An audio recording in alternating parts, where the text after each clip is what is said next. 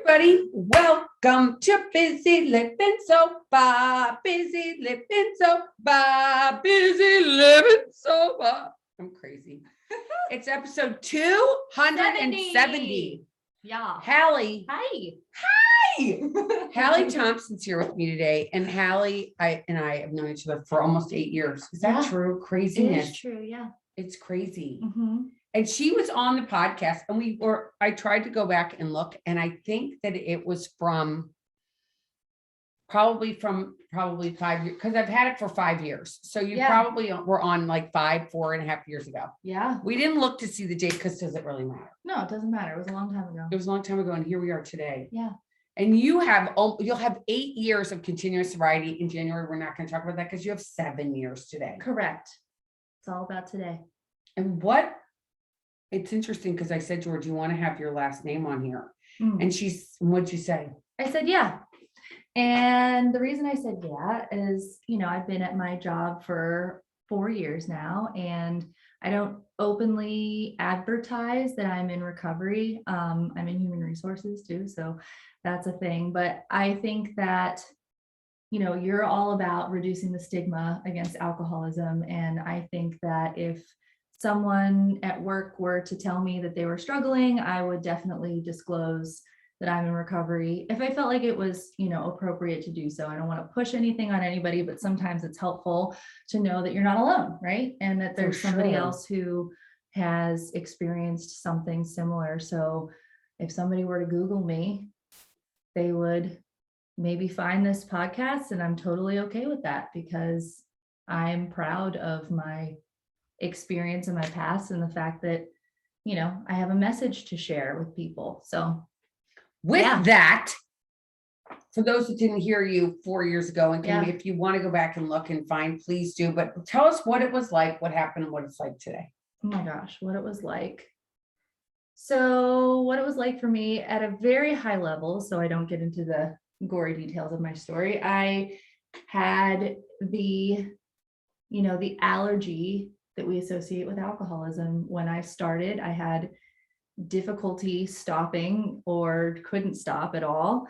And I did crazy stuff when I was drinking, things that with a clear head and a clear mind, I would say, I would never do that. But then when I was drinking, I sort of had this little, thing come over me that was like, oh, you can do that. It's fine. And and things just started to get out of control. My life was unmanageable. It was really unmanageable. And I was in my early 20s. And so I was in college, and then I graduated from college, and, my life continued on when some people were like growing up and like getting jobs and maybe having like relationships and stuff. And I was still kind of living like I was in college, but it started to become more apparent to me that what I was doing wasn't normal. And it didn't feel okay anymore. And I remember talking to a friend of mine, and this is before I decided that I was an alcoholic. This was before I started AA, but I was sitting on a bench and I was kind of having some reflection, introspection. And I just remember saying to that person, I feel like if I don't stop drinking the way that I am, I'm not going to be able to achieve what I want to achieve in my life. And and at that moment, I didn't even, it was profound, but now looking back on it with, however many years of recovery, it's even more profound because there was something in me that knew, and so I think rehab's great. And that wasn't part of my story. I had a really awesome counselor who was like, you're an alcoholic. And I was like, F you, no, I'm not. But I realized that I was. And so I was directed towards AA, and that's what I do. And that's what's really helped me in my life. I want to interject one thing, because do you remember you tried it first? You tried it when you were younger. And you tried it, remember, didn't you have to get 8 months? And then you went to a wedding. Yeah. Yeah, no, I did. And that was before I met you. Right. I remember. So because that's what I want to talk about. How old were you at that point? I was 23. So 23, Yeah. you had decided, I know there were, you don't have to get into the nitty gritty, but Yeah. there were circumstances that perpetuated you to go to AA, Mhm.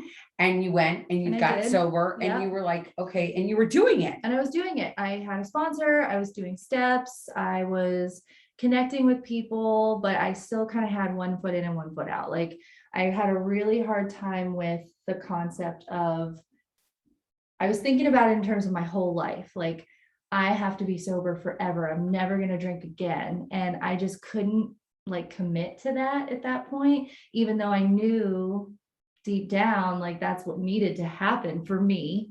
And so I kind of like, the perfect storm of circumstances, like the sponsor that I was working with, we kind of drifted apart. It was partially my fault, partially her fault for not keeping in touch, and then she basically stopped sponsoring me. And then I sort of like my meeting attendance declined. And I was like, well, if I'm going to try this out again, this whole drinking thing, it might as well be at this wedding on New Year's Eve where I'm not driving anywhere and I'm kind of safe, and just see how it is. And I was with people, because at that point in my life, I wasn't telling a lot of people that I was in recovery. So the people I was with, like, they didn't know any better. So I drank again, and it wasn't even that big of a deal, like I was hungover and I felt crappy the next day, but I didn't do anything crazy compared to like the past. And I was relatively safe. I didn't piss anybody off, like whatever. But a couple of days later, I just had, again, like one of those moments, those higher power moments that was like, you don't want to do this. Like, don't do it. And that was not me. Like, I truly believe that was not from my own brain. And so I listened to that. And I think that was like, I hear you talk a lot about like the window, just the little crack of willingness. And I think that was what it was for me. And at that point I was convinced, and I went back to AA, and I had like a semi friend, like a girl I was getting to know. And she was like, you need to get a sponsor like ASAP. I don't care if you like her, if you like, doesn't matter. You just find somebody who you've heard him speak in a meeting, and you want what they have, and you just go and ask them. And so I was like, I'm gonna ask Elizabeth. And you scared the crap out of me because you were like just so out there, and everybody knows how you are by now, unless this is your first time listening. But yeah, you were just so out there. But the thing that attracted me to you so much was how positive you were about recovery, and how you were like, I could still have fun when I'm sober. And I was like, I want to have fun, because that was like, that was one of the reasons why I drank, because I thought it was fun, and it was fun for a good amount of time.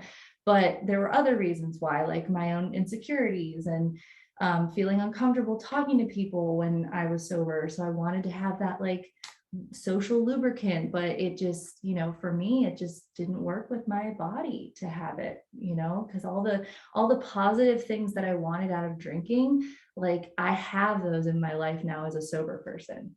And I never knew that would happen, but it did. And it's awesome. And it's amazing. And now here you are, 7 years in. Mm-hmm. You've had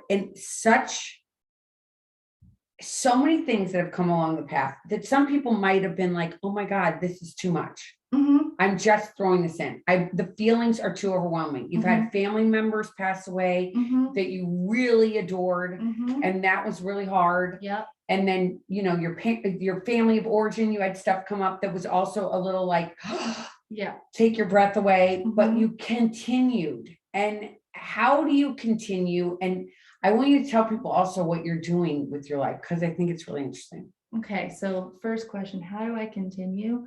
Like when those hard times came. Yeah, I think I have, as we do in AA, get this set of tools that we can use. And I think for me, the tools they're all there from the beginning. It's like 12 steps, sponsorship, your network of people, meetings, helping others, which is part of the 12 steps, but service in and of itself, community, they're all there from the beginning, but I had to learn how to use them.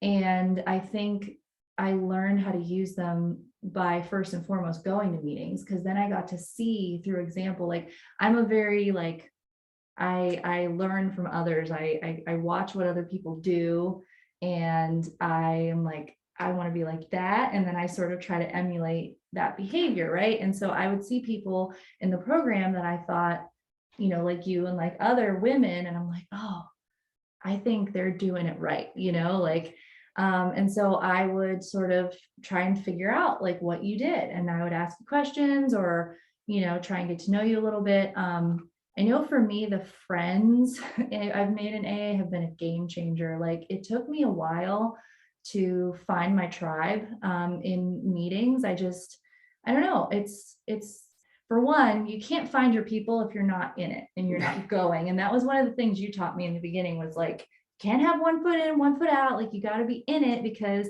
you told me to do a 90 and 90. And that was a huge deal for me because I started to meet people. People knew who I was. They could tell like, oh, Hallie, you seem a little off today. What's going on with you? So I had like that sort of safety net. And then I met some girls who were, around my age, around the same sobriety time as me, and really fell into this awesome group. And it probably took me like 2 years in the program to find them. And now we've been really great friends ever since. And a lot of them live in the same place, but me and one other girl don't live there anymore, but we still all keep in touch, So I think that's been a big tool for me when things are going wrong. Back to your original question, if shit's hitting the fan and I'm like, I want to drink, because I've definitely had that. And I don't care how long you have, like, we're alcoholics, and under the right set of circumstances, there's going to be something that comes up that's going to make us say, a drink looks pretty good, because I don't want to feel this feeling that I have right now. And so usually I will like reach out to a friend and just be like, this is how I'm feeling. I'm kind of embarrassed about it or whatever, even though there's no reason to be embarrassed, but that's my, one of my go-tos, and they'll talk me through it, and another thing that I've learned is when I'm up in my head, which is typically something that will lead me to eventually have that thought of like, I want to drink, try and help somebody else. Like we think about ourselves a lot. And while introspection is very good and we can learn a lot about ourselves, sometimes there's like a delicate balance between staying there for too long and then like being there just enough to like get what you need. And when I'm there for too long, I need to step out of that and think about somebody else, because as soon as I do that, then I don't care. The thing that was bothering me, it's not so big anymore. It's not making me feel like, oh my God, the world is ending and I need to drink over it, because a drink isn't going to make anything better. No. Yeah. It doesn't make anything better. And the interesting thing that I think that you've done is that you've had, opportunities, many opportunities to move. And you moved, so you get this job, and it was not, you have, for one, she got her master's, and that was huge. And you had a full-time job, and you went to meetings. Yes. Yeah, and you did that. Yeah. And you did that in that order.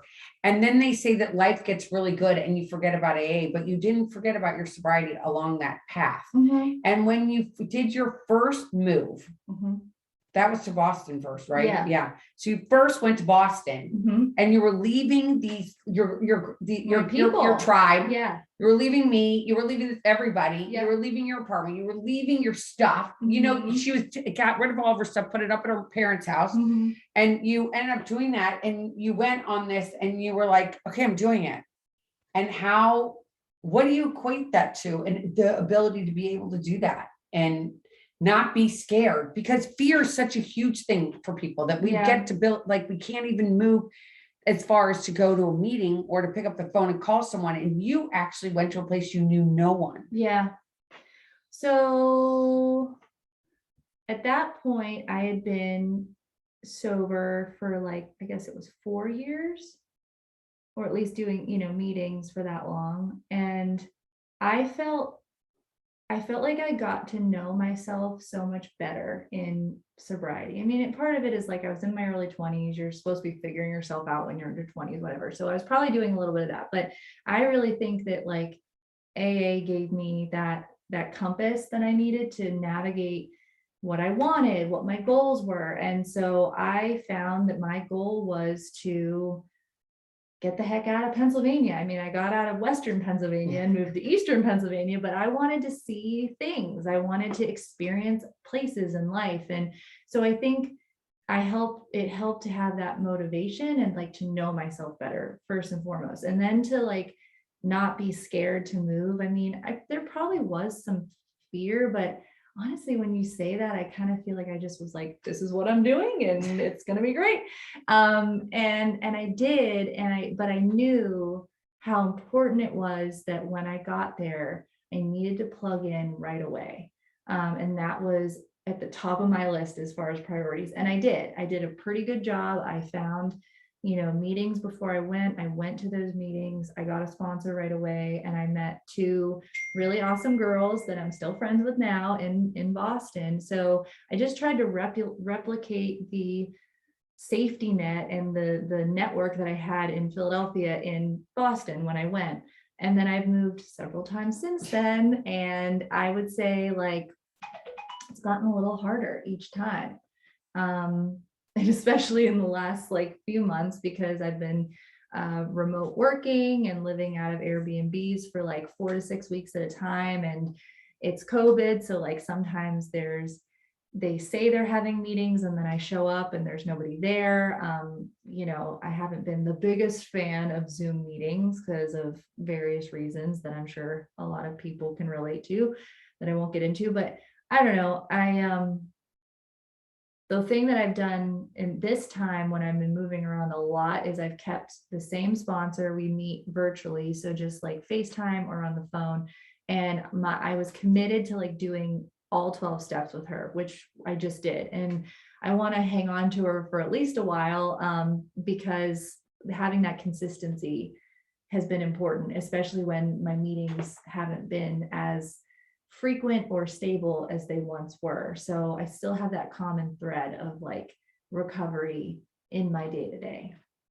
And then not only did you have, so this is just work that she's talked about.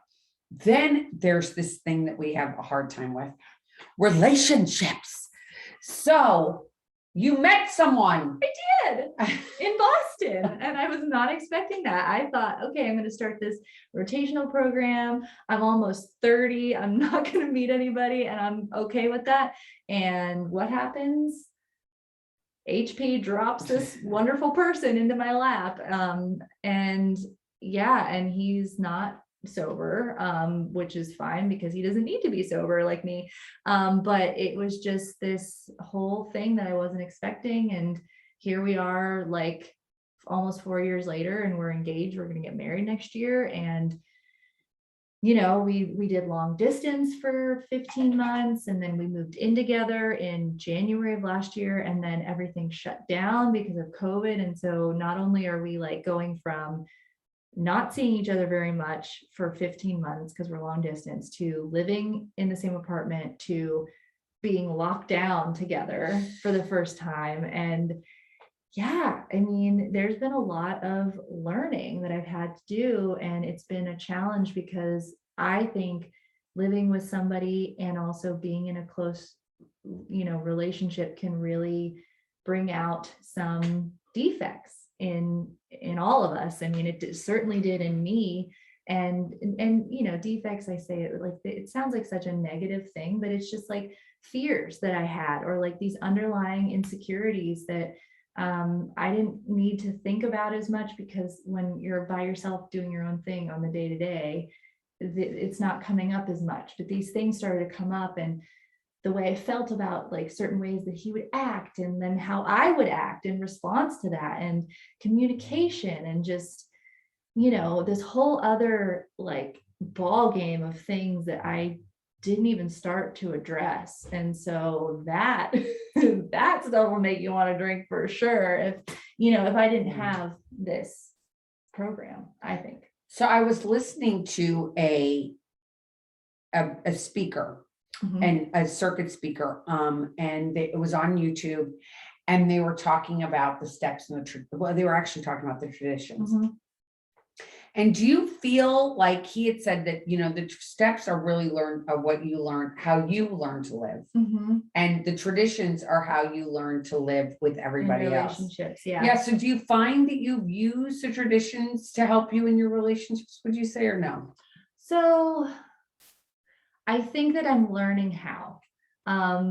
Because, if you were to just sort of read the traditions verbatim, they kind of sound more like general and like for a group. But if I really sit down and think about it, you kind of have to like switch up the word. You can't take it literally. You sort of have to like apply it through a different lens.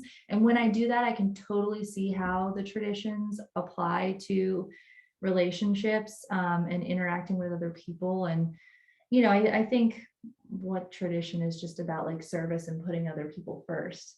Um, Something that I've learned, I mean, obviously, like my needs are important and stuff. They definitely are. And I'm learning how to articulate my needs a lot better. But I think about me and what I need a lot. And so sometimes it's good to like switch the narrative and be like, you know what does he need? Like, what can I do to be helpful to him? Because chances are what I'm doing to be helpful to him, he's gonna like respond to that positively. And it's gonna end up coming back and benefiting me anyway. Or it might be something that I actually need. And so I do it for him. And then he's like, oh, I want to do this too. You know what I'm saying? So it's just sort of that idea of like getting out of myself and stop worrying about myself so much sometimes can actually be really beneficial. So someone that's out there right now and you're trying to get sober and they're having, it's interesting because we got sober Mhm. in the real world, Yeah. but not in the virtual I world. know, it's so crazy. And now there's so many people that are getting sober On via Zoom. Zoom, Yeah. via Zoom. What are your thoughts on that? Because you just spoke about how you didn't really like it. And Mhm. what do you think that is? Because go Yeah. ahead. Well, You go ahead. no,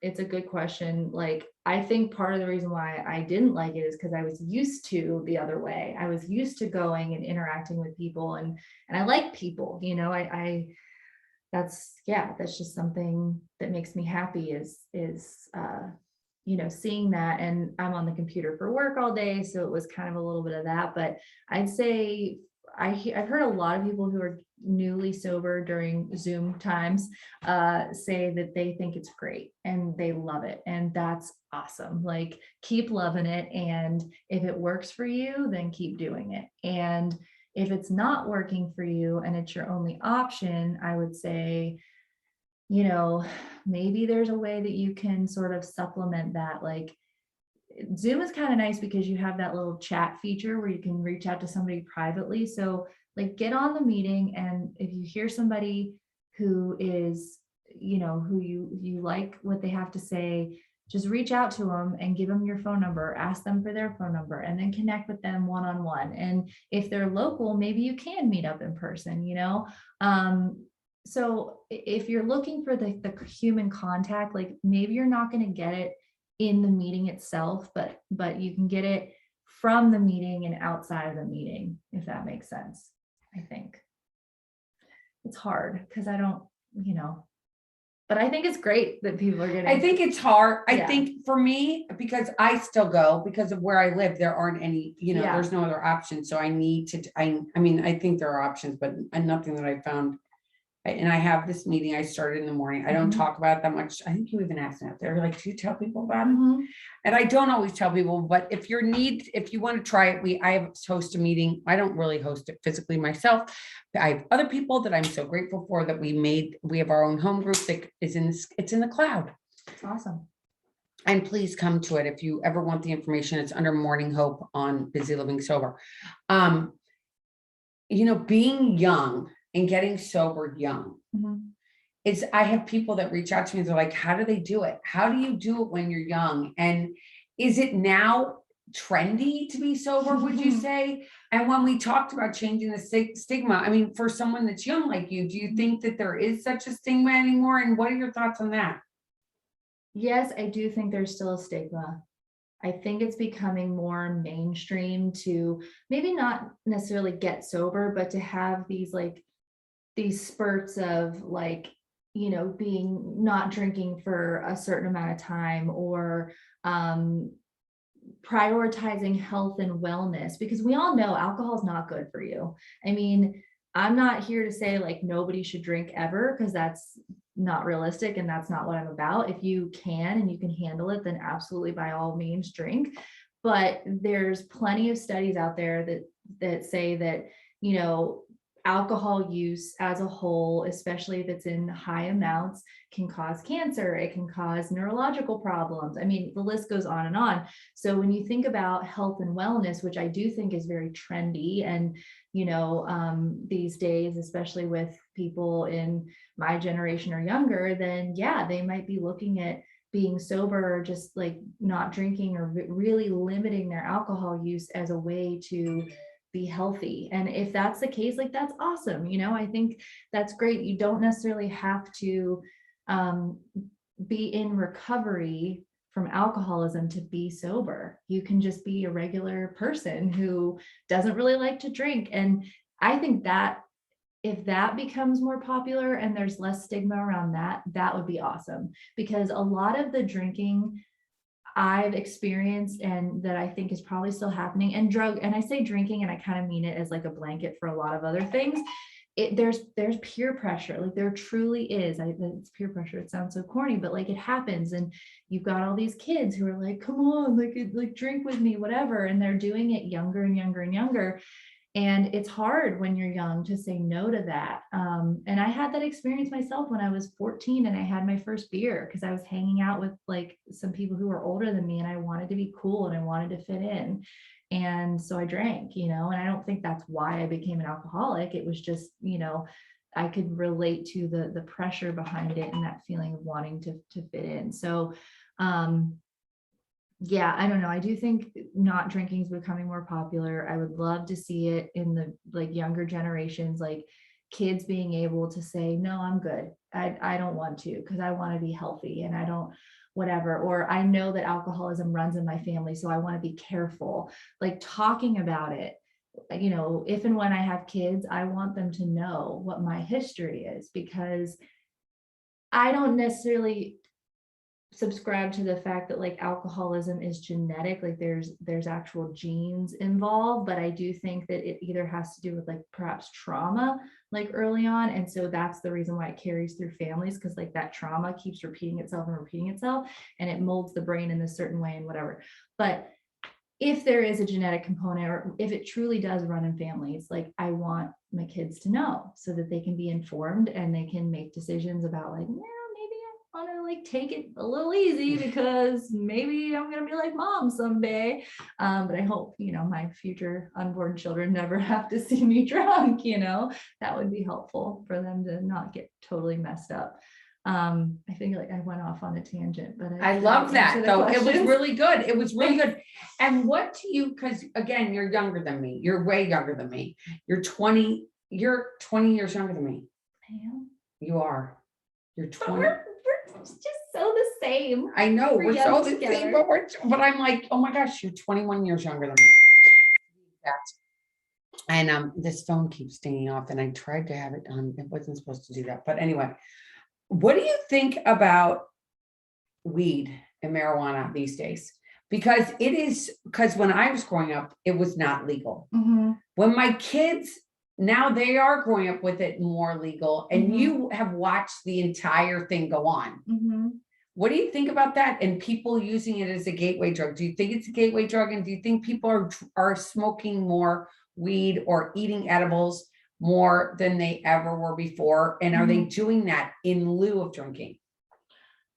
Well, I would say if they are doing it in lieu of drinking, then that's probably better, to be completely honest. Like, I think that there is a lot more information out there about alcohol and the negative effects that it has on people and their health and impairment, versus the way that weed affects you from a health perspective and from an impairment perspective. I would much rather my kid like go and smoke a bunch of weed and just like whatever, like chill out, versus like go and drink a bunch and then do crazy shit. You know, I that's how I feel. As far as it being a gateway drug, like maybe if it's like laced with something, and then that leads to something else. But I think that almost comes with the fact that it wasn't legal before. So there's this need to be secret about it, and the secrecy, and then hiding it, and then maybe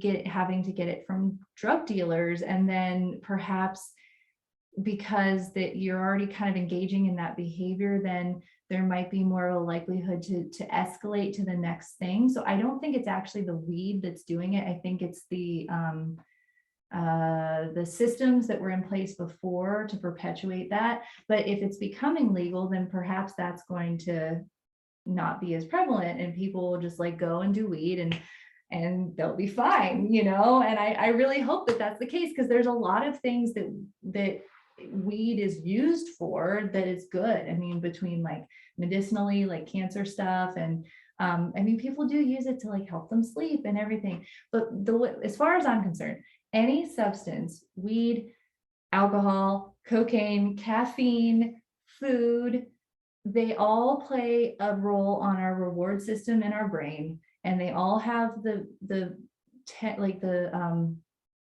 possibility of having us act in an addictive way towards that thing. And so I don't know. I don't look at weed any worse or better than anything else. Actually, no, I think I do look at it like it's better, but yeah, I just think that people they can abuse all sorts of stuff. And maybe there's more of, you know, to some of the practices that we do in AA that could sort of like benefit people to keep those addictive behaviors under control from the beginning, you know? Yeah. So why even open it up? Yeah. So your generation of the girl, like you're all getting married now, and you're going to these weddings. Yeah. And how are weddings when you're sober, as somebody who's young?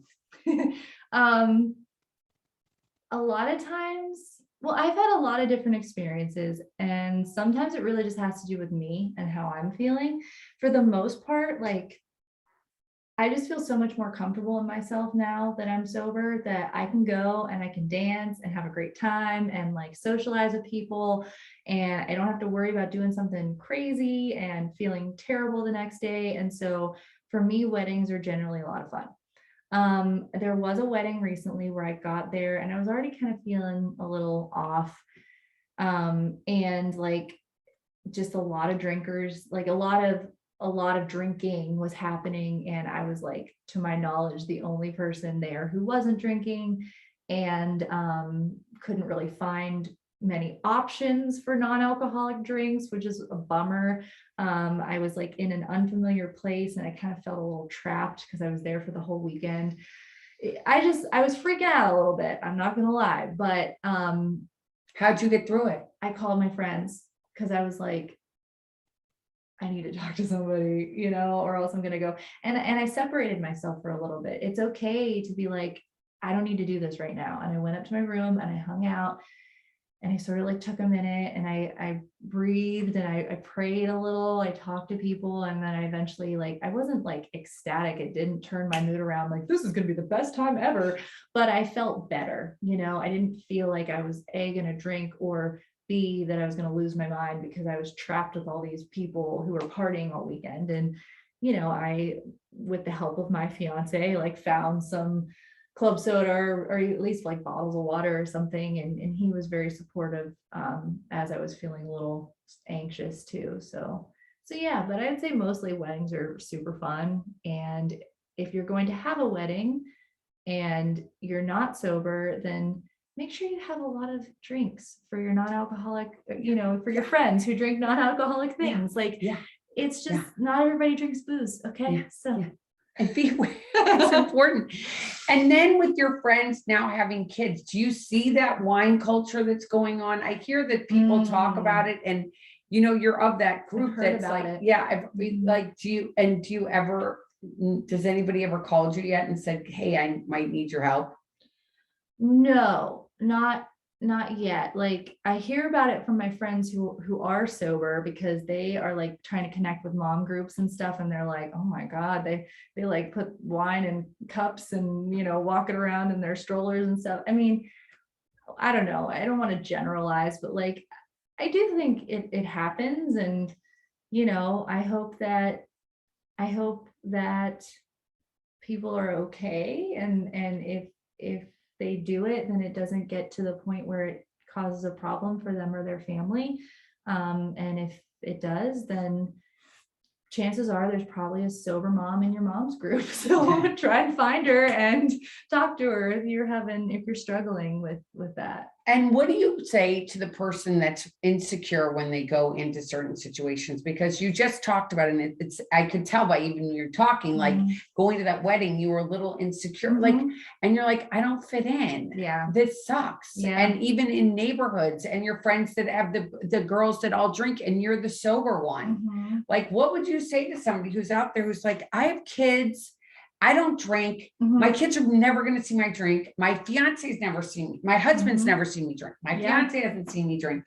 And now I'm in this situation where I want to be like everybody else. And do you feel like it's a scarlet letter kind of sort of thing, being, you know, with that stigma? Or how do you feel that, how do you relate to it? And what would you say to somebody who's out there who has that battles with that? I would say that even if it doesn't feel like it, there's going to be somebody out there who needs your help someday. And like, I don't want to say never, there's been points in my life where I haven't felt like the most secure person, you know, and I would envy those people who are like, I don't care what anybody thinks, you know, because is anybody really like that? I'm not sure. Some people might just act like it better than others. But I do think there's a certain point, like for me, where I just started to I owned my recovery. I owned my alcoholism. It's part of who I am, but it doesn't define who I am. There's so many other things about me that are valuable and like, you know, can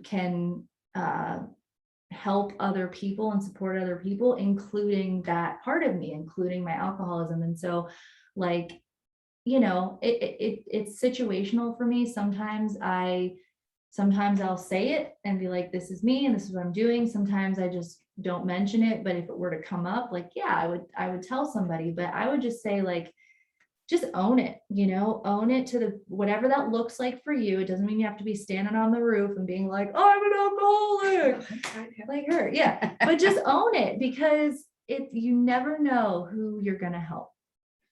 Well, and I think for me, and I've been talking about this on the podcast lately, is like, I think one of the reasons that I've been so outspoken about it is that selfishly, I don't want to drink again. Yeah. So if I go into a situation and I'm like, yo, just so everybody knows, because you know people that have peanut allergies, right? And you sit down at the table and they're adamant, or even gluten-free. Yeah. You're like, oh, they sit down at a restaurant, they're like, just so you know, I'm gluten-free. Make sure that you don't bring any gluten to the table, or make sure that you don't have any, you know, peanuts in there, or I'm allergic to fish. And it's like, do you have a mayonnaise allergy? Yeah, do you have a mayonnaise allergy that we were just talking about on TikTok or one of those reels that somebody's, or reels or whatever. I'm learning these things. I just did my first reel kind of thing. I definitely wasn't in tandem with JF, and JF had no idea what was going on. I know, really, he had no idea. People wrote to me and they're like, I can't believe he didn't know what you were doing. I'm like, yeah, he has no idea.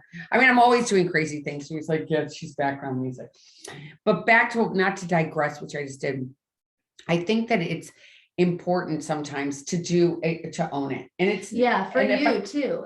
I agree. It's like for yourself more than anything else. And then if you get people that want to reach out for help because they know, and I guess that's an important distinction too, because like we're not here to push this on anybody. When I say people need your help, that's not what I'm saying. Like, you don't want to push it on somebody, especially if they're not ready. I'm saying if someone knows that you are sober and they know like, I need to talk to somebody, like they may voluntarily come and ask you questions or whatever, and you can be a resource for them. But absolutely, like you have to for me, like I had to tell people I need my security blanket around me. Like the more people who know, the safer I am, because Yeah. then somebody can call me out and be like, yo, are you sure you want me doing that? You know, like, yeah.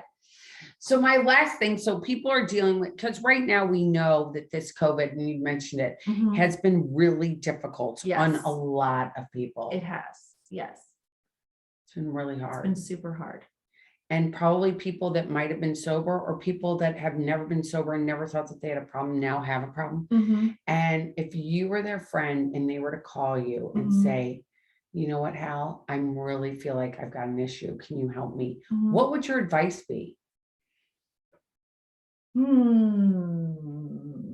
I think, okay, this is the HR person in me. It's never yes or no. It's always black or white or gray. It's always gray. It would depend on Can their it be, situation. can it be a rainbow instead of gray? Yeah, it can be A a rainbow. I like that Yeah, better. yeah, rainbow. It would depend on their situation. If they were like drinking so much to the point where they are risking themselves, like their health, like, and what, you know, just really a lot, then I might say like, you might want to look into rehab, you know, because sometimes you've got to get away, like you need to get away from your life and be somewhere safe. So I would sort of try to assess their safety first and foremost. Yeah. If it was more like, this is happening, you know, it's not all the time, but when it does happen, it's da da da. Like if they're like sober at that moment and they're just realizing, I would say log on to a meeting with me. You know, I'm by no means saying that like AA is the only way to get sober, but it's the way that I know, and it's the way that's worked for me. So I would start there, and you know, maybe they could find somebody that they related to, that they could talk to. And at the very least, if they didn't want to go to a meeting yet, if they weren't ready to take that step, then I would just say, keep talking to me, just keep talking to me. Or you want me to hook you up with something like one of my friends, like, you know, just the connection. I think that's what has really made COVID so hard, aside from the actual sickness and people dying, like that part is awful. But the other part is the isolation. Like if you're an alcoholic and you're isolating, it's not good news. No. No bueno. So having connection is extremely important. And that is, you know, what I would try to offer to that person. I just want to say one thing, because do you remember your first meeting? I do. Okay. And what was that Valley like? Forge. Okay. What was that like? Overwhelming. Were you scared? It was, I don't know if scared. It was just like, there were a lot of people. That's kind of what I remember. I don't remember what they said. I just remember, and I remember like trying to find a seat because I got there like right at the beginning, like I wasn't late, but almost. And so I had to find like this chair, and then I remember pulling the chair and it making a noise, and I'm like, ah! You know? But I also remember when I heard them talk, I was like, holy crap. This is where I'm supposed to be. Like, I know not everybody feels like that in the beginning. Some people are like, I hate this and I don't relate to anything. And you find all the differences. For me, I found all the similarities. And I was like, yep. And these are my people. And so, yeah. But anyway, that was my first meeting. Well, I love that, because then I think if you're out there and you're like, I don't want to do Zoom, but if you think about it, you don't have to have your camera on. You don't even have to have your name. You could just like you don't be have a to pull out blur. a chair. Yeah. You don't have to like have everybody go, woo! That's true. You You know. can kind of be like a fly on the wall. Yeah, that's true. But don't do that for too long. No. You got to participate, because if you're not participating, then you can't really get that much out of it. No. But you can do that to start out with if you're scared. Yeah. Oh my God, this was awesome. Thank you so much. Thank you so much. I love you. Mwah, mwah, mwah. You guys, if you want to talk to Hallie and you're younger or whatever, if you related to what she has said, if you're in HR, if you're engaged, if you have any of these things going on in your life. Cats? If you like cats, she likes cats. I'm a dog girl. She's a cat girl. But reach out and I will I will forward her email to her. Yes. If you want to reach out to me at Bizzy, Bizzy, at BizzyLivingSober.com, or Elizabeth at ElizabethChance.com. Both of them work and get to me. And it's been an awesome time. And I Sure hope you has. guys are having a great week.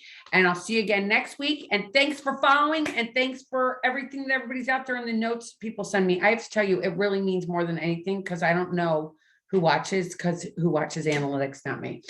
Not me. No, not me. And if you have any recommendations for what you would like to see her doing on a reel or a TikTok, send those too. Yeah. Oh, that's a good idea. Thank you. Yeah, I'll do that too. So until next time, everybody, keep getting busy, living sober, busy, living sober. Bye, everybody. Take care. Bye.